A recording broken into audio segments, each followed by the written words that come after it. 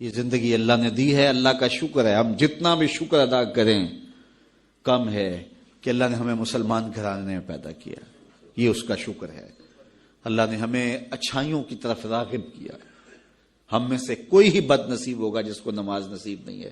ہم میں سے زیادہ لوگ ہوں گے جن کو 5 گانا نماز نصیب ہے، سجدوں کی توفیق نصیب ہے.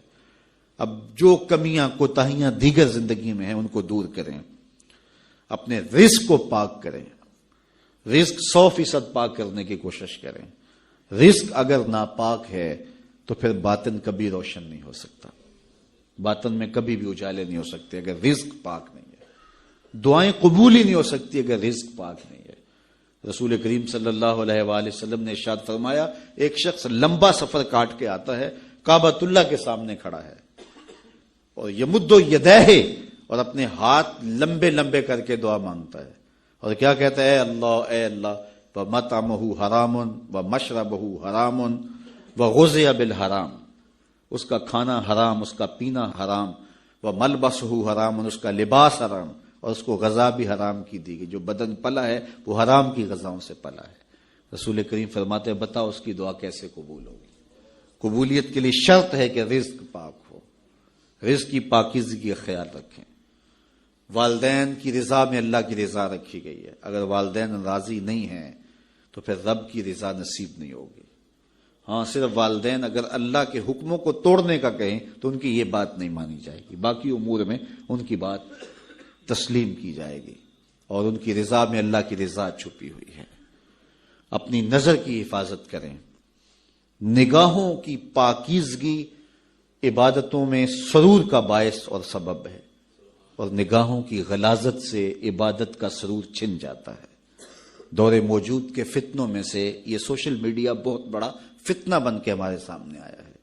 بالخصوص نوجوانوں کی زندگی کی ساری لطافتیں چھین لی ہیں اس نے، اور جس کے نتیجے کے اندر وہ حقیقی لذت جو عبادات کی، ذکر و فکر کی نصیب ہونی چاہیے تھی، اس سے موجودہ نسل جو ہے وہ بالکل دور ہو گئی. انہیں پتہ ہی نہیں ہے کہ سجدوں کا سرور کیا ہوتا ہے، سحری کے جاگنے کا لطف کیا ہے، اللہ اکبر، رب کے حضور آنسو بہانے کا سرور کیا ہے. تو اپنی نظر کی پاکیزگی کا خیال اور لحاظ رکھیں. اس کا نتیجہ یقیناً عبادات کے اندر سرور کی صورت کے اندر برآمد ہوگا. اللہ آپ کی حفاظت کرے اور ہر جان یہ دیکھے اس نے آنے والے کل کے لیے آگے کیا بھیجا ہے. یہ دنیا بوائی کا موسم ہے، آخرت کٹائی کا موسم ہے. بوائی کے موسم میں جس نے تخم عمل ڈال لی ہے، کل کٹائی کے موسم میں کچھ کاٹ لے گا. اور جو کسان بوائی کے موسم میں مٹی سے مٹی نہیں ہوتا بلکہ کلف لگے لباس پہن کے گھومتا پھرتا ہے، نہ کبھی کھیتی میں گیا، نہ کبھی بیج ڈالا، نہ کبھی پانی دیا، نہ کبھی جڑی بوٹیاں تلف کی، تو کٹائی کے موسم میں وہ کچھ نہیں اٹھائے گا. یہ دنیا کھیل کود نہیں ہے. یہاں ہم کھیلنے کودنے کے لیے نہیں آئے ہیں، ہم یہاں کچھ کام کرنے کے لیے آئے ہیں. بہت تھوڑا وقت ہمیں ملا ہے. 60 سال، 50 سال، 70 سال کیا وقت ہوتا ہے؟ وہ میرا ایک دوست نکال رہا تھا کہ 60 سال اگر زندگی ہے، 50 سال، تو اس میں 8 گھنٹے روز سونا ہو تو اگر 45 سال زندگی ہے تو 15 سال تو یہ نکل گئے، باقی 30 سال بچے. تو اس طرح 8-10 سال بچپن کے جو مدہوشی کے تقریباً ہیں وہ بھی گزر گئے. پھر روز 2-3 مرتبہ واش روم میں جانا پڑتا ہے، تو 13 سال اس نے نکالے تھے. کہ بڑے سال تمہارے پاس ہیں تو 13 سال ہیں. یہ ہے کل ٹوٹل زندگی. اب اس زندگی کو کہاں لگاتے ہو؟ اب اس زندگی کو کھا گیا سوشل میڈیا. یہ 13 سالہ جو زندگی بچی تھی، نمازوں کے اوقات بھی یہ کھا گیا، باقی اوقات بھی یہ کھا گیا. اور ہمارے پلے رہا کیا؟ پھر جب جائیں گے کیا خالی ہاتھ جائیں گے؟ آئیے اپنی زندگی کو، بالخصوص جوانوں کو میں کہتا ہوں، بڑے قیمتی لمحے ہیں جوانی کے.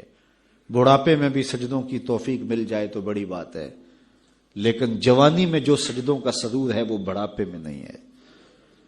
تہجد کا لطف بڑھاپے میں بھی بہت ہے، لیکن اگر جوانی میں سحری کے وقت اٹھ کے ایک جوان جب بستر کو چھوڑ کر کے مصلی بچھاتا ہے، عرش جھوم اٹھتا ہے.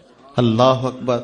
آج ہر بندے کو شکایت ہے ہمارے گھر میں بھوت آ گیا، جادو آ گیا، ٹونا آ گیا، سایہ ہو گیا، بدروحیں آ گئیں، یہ ہو گیا، وہ ہو گیا. مجھے بتاؤ، جس گھر کی صبح کا آغاز ایسے ہوتا ہوگا اس گھر میں کوئی جادو آ سکتا ہے؟ کوئی بدروح آ سکتی ہے؟ وہاں تو رحمت کے فرشتے اترتے ہیں.